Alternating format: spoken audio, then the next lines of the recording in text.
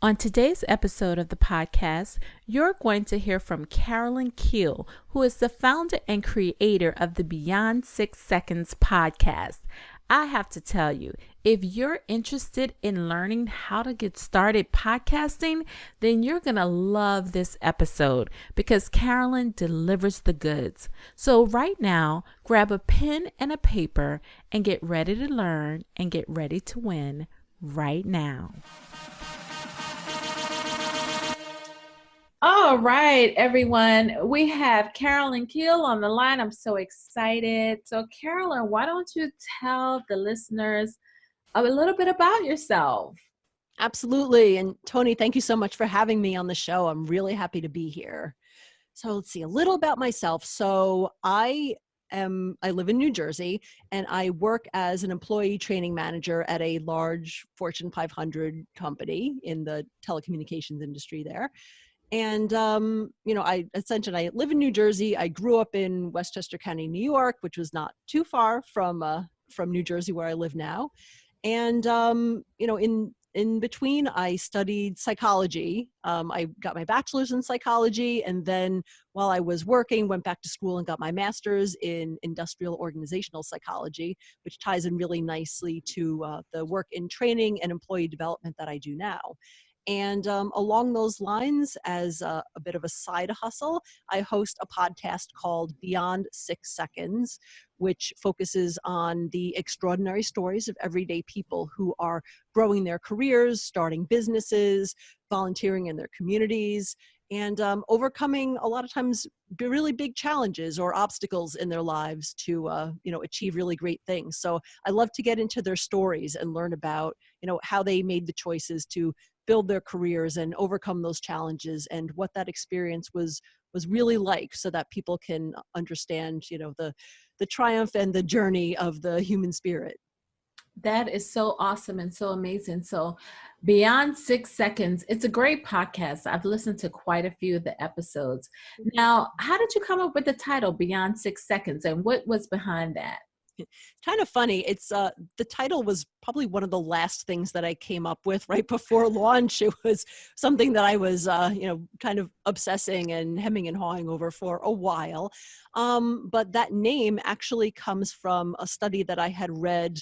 I think it was put out by theladders.com, which is like a recruiting or a job search site, that says that recruiters on average in this study that they did only look at a candidate's resume for about 6 seconds before they make a judgment call as far as, this person's going to advance in the hiring process, or we're just setting the resume aside, they're out. And I originally started the podcast to kind of, in a way, combat that that sense. It was nothing about recruiting or anything, and certainly understand that a lot of times in life you have to make those kind of quick judgments about people. But I wanted to start the podcast to show that you really don't know people in those 6 seconds or those brief first impressions, that there's always a story behind the people that your colleagues that you work with every day, or the people that you pass on the street, or even sometimes some of the friends that have been in your life for a while. And I really like to get beyond those 6-second first impressions to hear what those stories are and what people really have gone through and overcome and achieved. Wow, that is beautiful.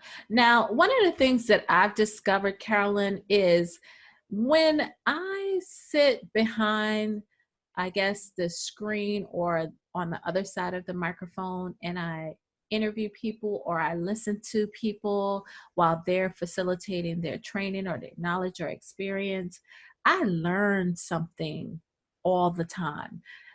What have you learned since you've started this podcast and you've interviewed all of those people?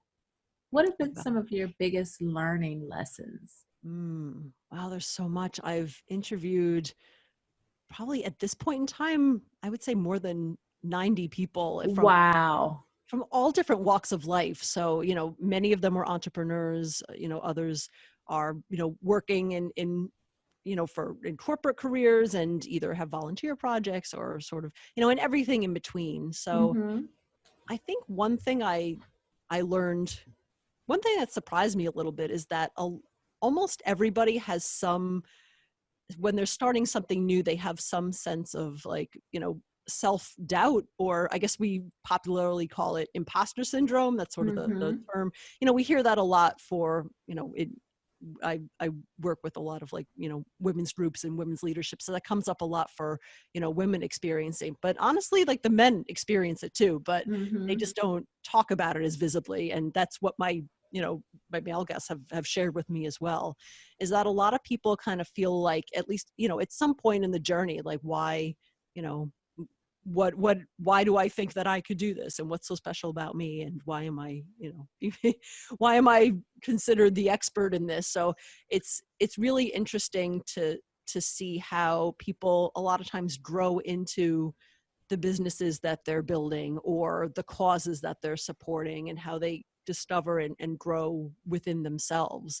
I think a lot of times when we think about, in theory, starting a business, you kind of think you almost have to know everything before you start, but I've found that's not, almost pretty much never how it actually works. Like people just kind of have an idea and they're like, all right, well, let me try it. I'll learn this. And then, you make a ton of mistakes, and you learn from those, and you kind of keep tweaking and seeing what works and really build out, what you have there.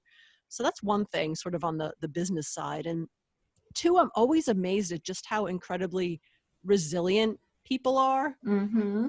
because I've interviewed people who have had like major health crises, who have, everything from like having, injuries and, overcoming disabilities and illness and, family challenges and addiction, and just it's really amazing to see almost like what people can really overcome. Mm. And, because when you think about it, it's like, and you hear, if I read stories in the news, it's like, oh my gosh, this person's going through so much. How could they get through that? But the thing is, when you're in that situation, you figure out how to move forward. So I'm Right. just so intrigued by hearing how people, how they build that mindset and how they kind of navigate the world, especially when their realities have been totally turned upside down, especially if it's something like an injury that happens, like, you totally change in an instant, and how your life changes and how you move forward with that. So human resilience, seeing so many examples of that was a really powerful lesson for me to see.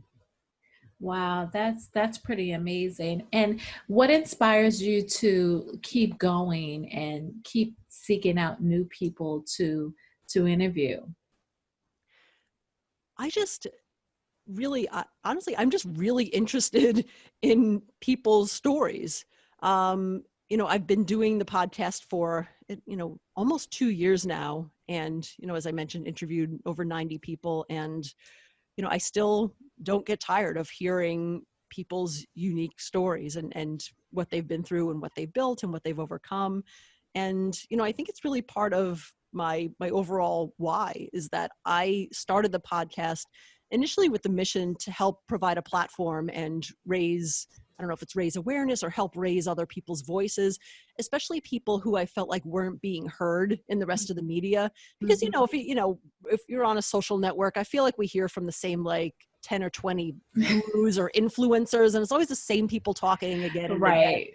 And it's like, all right, I get your story, I get it, but like meanwhile there's all these other amazing people who aren't out there, standing on the soapbox talking about like their experiences, but their experiences are so rich and you can learn so much from them. So I really wanted to go and find those stories and help raise them up and just say, because everybody's, I think, kind of quietly wondering why they can't be as amazingly overnight successful as these influencers who kind of make it look so easy sometimes. But there's so many examples of people who have, really struggled and made mistakes, but still found success. And I like those kind of practical and real stories of how people really do that. I think that's inspirational for a lot of people who may be themselves struggling to start a business or work on a passion project, or, sometimes get through their own challenges in life.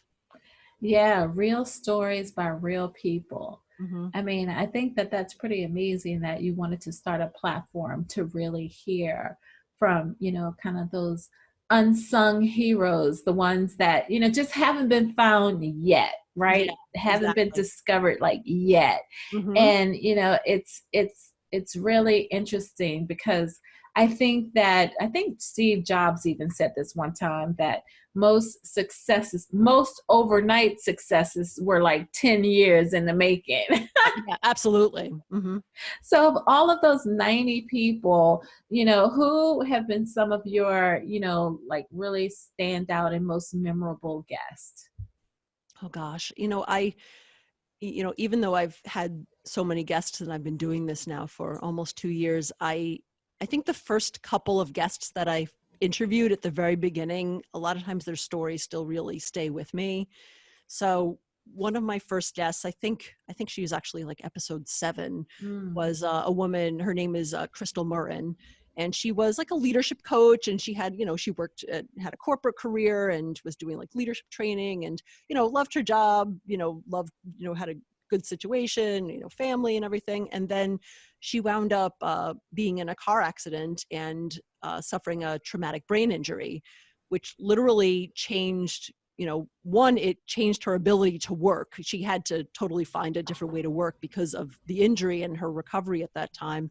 And two, it actually changed her skill set and her talents, because she was originally known as being very extroverted and just really able to, focus and communicate and lead conversations. And with the injury, through recovery, she started to get it back, but she initially lost all of that. So Wow. she couldn't, she didn't have focus. She, had learned how to communicate again. She had to spend a lot of time, like quiet time, like literally in a dark room, so that your brain like literally needs that time to heal. So she's like, yeah, I had to be like there without my phone or no TV and no talking, just in a quiet room, which for her was like the opposite of what she was used to. But Wow. but at that same time, she developed other skills that she didn't use before. Like she worked on her like analytical skills, because if you can't be the people person for a while, but you need to build other skill sets. So she wound up starting her own business. So she's back and working and has all these leadership training engagements again. But it totally changed the course of her life, and changed a lot about who she was in some ways as a person and as a leadership coach. So I always think about that one. That one was really powerful for me. And also because it was I think it maybe have been like the first or the second time she had ever told that story publicly. Wow. So that was a huge honor for me, that she decided to do it on my show. Um, Yeah. and and I think, and this is another thing that surprised me, I guess, about my guests, is a lot of times they'll tell these amazing stories, and at the end they're like, oh, thanks for providing a platform. I really wasn't sure if anyone would be interested in hearing about my experience. It's like, are you serious? It's like the most interesting thing that I've heard in the like all week or my list episodes. So I think people underestimate the impact that they can have on other people just by sharing their stories and sharing their own realities, because it's just a great way to connect with other people. And I think a lot of people can be inspired and find guidance in those stories. That's pretty cool. So a lot of people want to know about podcasting in general, in terms of, how you get started, how you book guests. But for you, I specifically want to zone into your strategy and your process for getting guests on your show, Sure. because you have you have seemed to just master this art of getting guests. I mean, to have your show booked up almost through June, Yeah. that's pretty amazing. And to do it and still, have this amazing career in learning and development is even more amazing.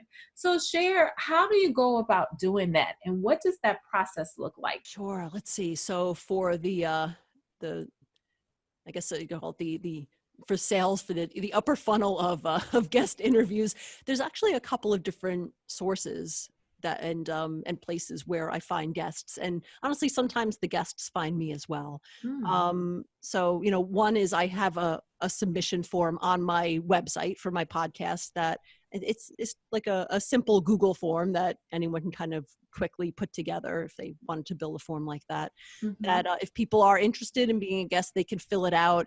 And I have a couple questions about, why they feel they'd be a good match for the show, contact information, things like that. So it's enough information for me that when they submit it, I can go and review it and get kind of a general idea of if I feel like it will be a good fit for the podcast overall and the types of messages that I wanted to share for the year and for my schedule. So I've got that sort of inbound things coming in.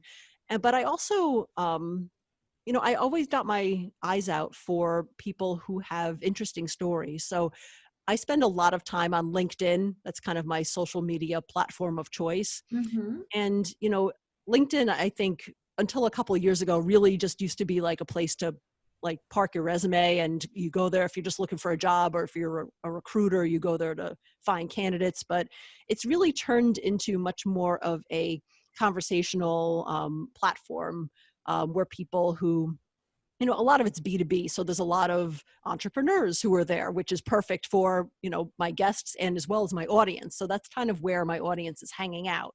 So I spend a lot of time there. A lot of people are sharing more and more just themselves about their stories, whether they're doing short videos or they're writing posts. So I'll kind of see, who's writing what kind of content, and, if I can read a little bit and kind of look at backgrounds and then kind of get a flavor for like, okay, I think this person has a really interesting story and it's about topics that I haven't really heard a lot about, whether it's in the media or just even in my own immediate my own social circle. So Mm-hmm. it's like, all right, I can, I do find a lot of people with interesting stories on there as well.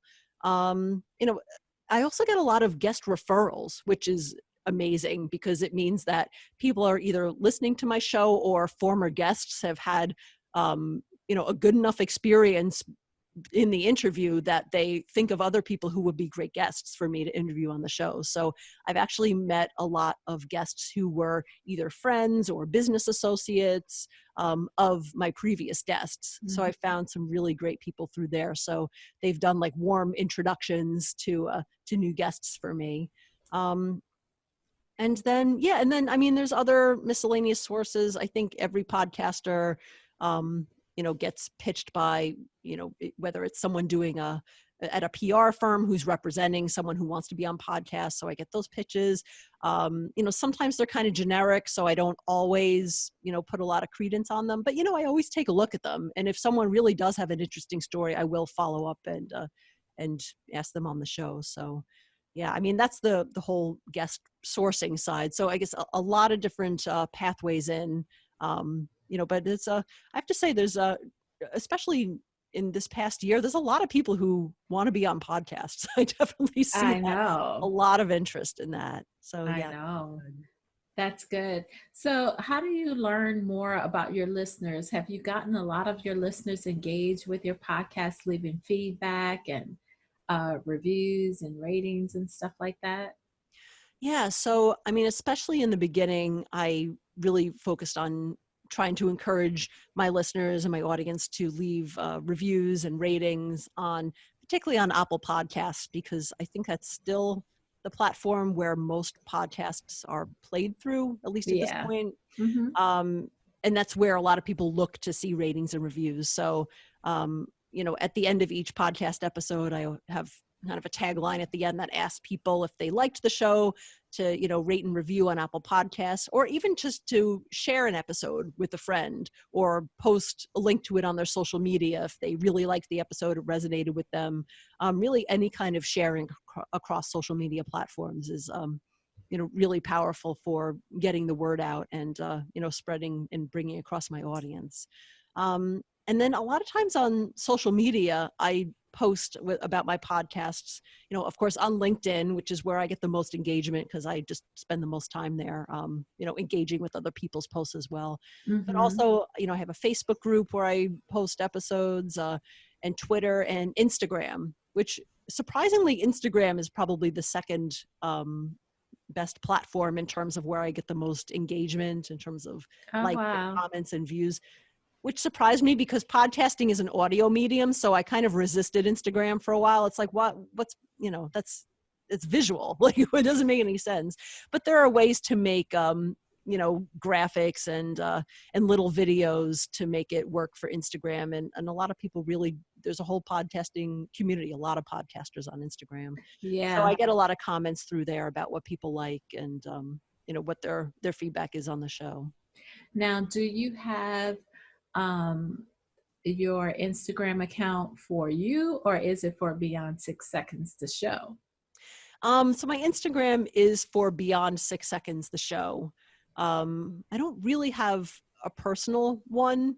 I think because I was kind of a latecomer to Instagram, so um, it wasn't sort of like, Facebook, where I had my profile that I had for years and it's like, oh, I need to make a page for my podcast.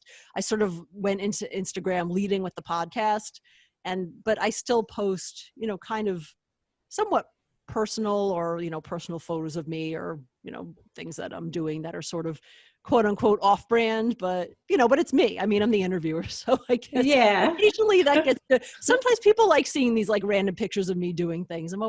Sometimes that gets, some of the highest engagement. So I try to put those in once in a while. I'm like, okay, That's cool. good. That's fun. That's really good. Yeah. Now that LinkedIn is starting to do live video, do you think that you're going to record some of your podcasts through LinkedIn Live? Oh, I don't know. I mean, that is a great idea. I see more and more people doing more of that. Yeah, I haven't quite gotten into like the video side of things, but I know that's really successful for a lot of podcasters. Like a lot of podcasters will record video while they're recording their episode, and then, then you have some extra content that you can repurpose and kind of, either release the video on YouTube, or you can kind of cut it up and make like a little trailer for it or things like that. Yeah. Yeah, I see LinkedIn Live. I think that could be cool for like literally a live interview. So it would probably be like a different type of episode, but yeah, I think it would be a nice complement to the pre-recorded episodes. I Yeah. can definitely see that. I think so too. Yeah. I see a couple of people doing that, and Karen Yankovic, who came to the Small Business Bootcamp for Women, she does that a lot with Yeah. her podcast. So I notice I get a lot of, and the cool thing about LinkedIn Live is I think that you automatically get notified if you're connected with someone when Yeah. they go live. So LinkedIn's platform is a little bit different from a lot of the other ones. And I think that going live on LinkedIn is probably going to be a lot more beneficial to, than going live on like Facebook, because you could go live on Facebook, but I don't think people are automatically notified like that. But on Yeah. LinkedIn, I noticed that I get notified every time she goes live. Now, I don't know whether or not she's pinging me or it's just happening, but if it's on LinkedIn, it's probably just happening automatically right now. So I I think think that's pretty so. cool. Yeah, I get those notifications too. And it's cool because I also get them like once the person's done being live, it's still in my notifications like so and so was live. And if you click on it, it shows Right. the recording. So it's like, oh, it's still here, even if you're not there literally at the same time that they are. Yeah, that might be something you might want to give a shot in Yeah. 2020. I want to think about that.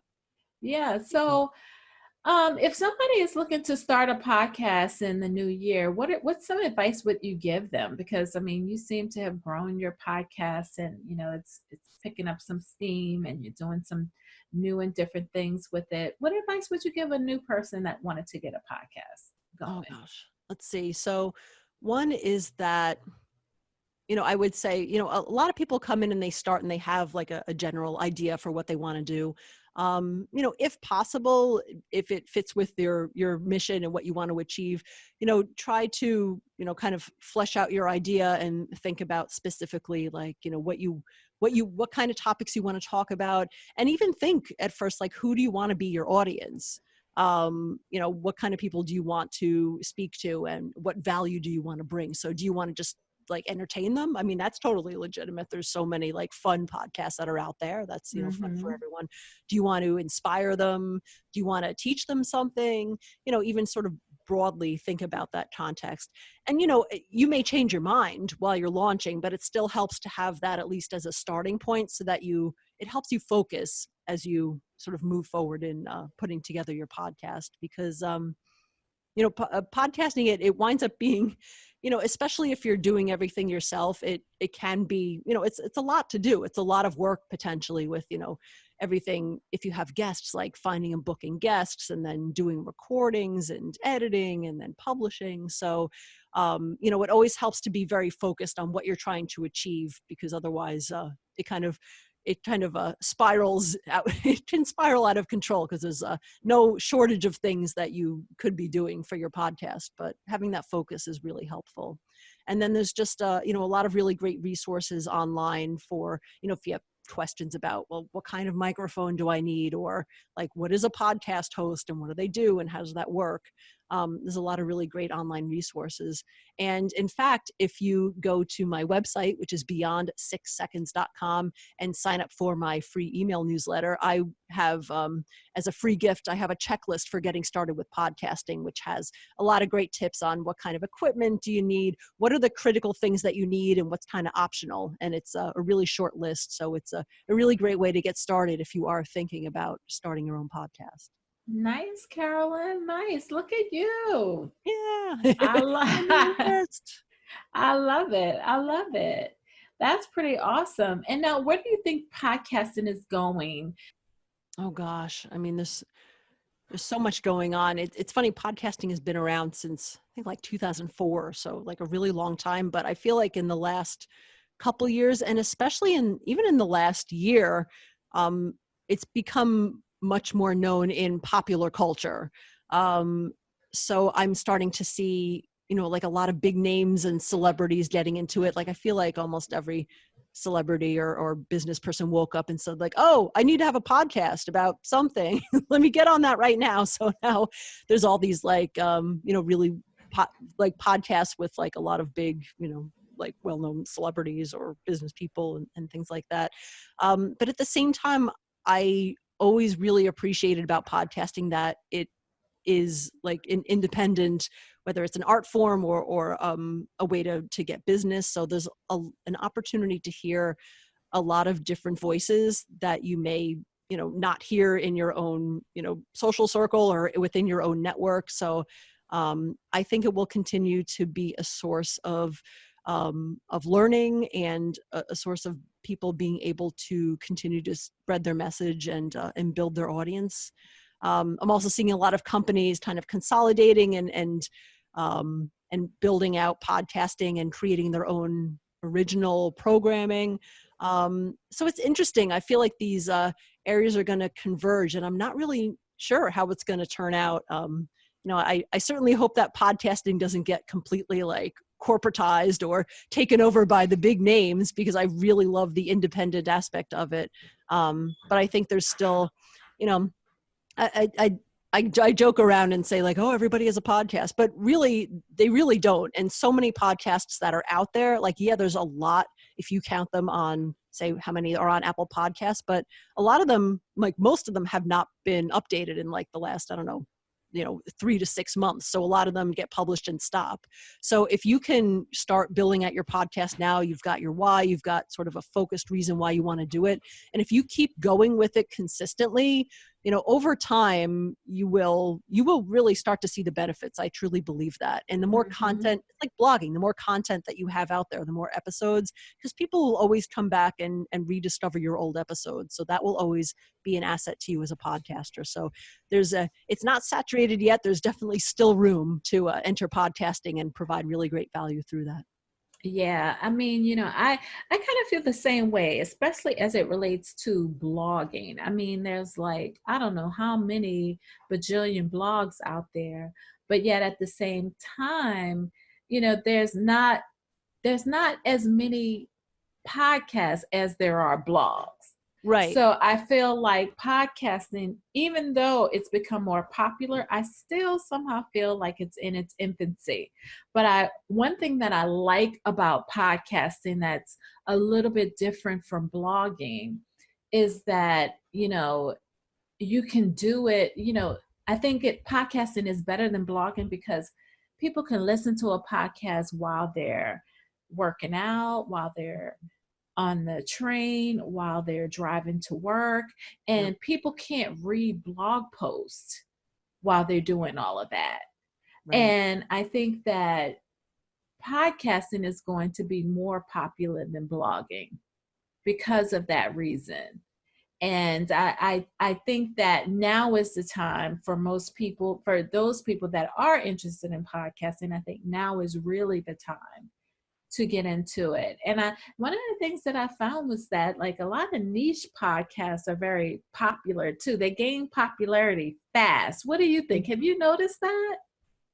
I have, yeah. I mean, the whole true crime genre is very popular. I think, with the popularity of Serial from a couple years ago, and all these that sort of one. I guess maybe it's not a niche genre anymore. I feel like there's just so many true crime podcasts out there now. But when it started, that was a very like really specific type of topic that took off. Mm-hmm. And I think you know and it probably goes for in some ways any kind of business, but if you have a really niche audience like and you have a particular passion or an expertise in a very sort of small narrow area that maybe is not widely covered or is a little an unusual take on something, like I would Mm-hmm. say don't be afraid to podcast on that, because you'll find you may think that you're only going after a small audience, but if you can target that sort of untapped set of listeners, you can definitely become popular. And you might open up a whole new genre with a bunch of copycats coming in if you're popular enough. It's really like true crime. But yeah, I think if you can really narrow down and see what you want to do and cover in your podcast, you can be very successful doing that. Awesome, awesome. So this has been great. So why don't you tell the listeners how they can further get in contact with you, your website, some of your social media platforms. Tell them how they can get in contact with you. Absolutely. So my main hub is my website. So that is www.beyond6seconds.com. And on there, you'll see all of my episodes that you can play directly from the website. I'm also available on, I think, almost all the major podcast platforms. So you can look up Beyond 6 Seconds on, Apple Podcasts, Spotify, Stitcher, iHeartRadio, Google Podcasts, like all the big names. The show, you can find it through there. On Instagram, you can find me at Beyond 6 Seconds. And on LinkedIn, I also have a company page for the website for the podcast under Beyond 6 Seconds, or you can feel free to reach out to me directly on LinkedIn under Carolyn Kiel.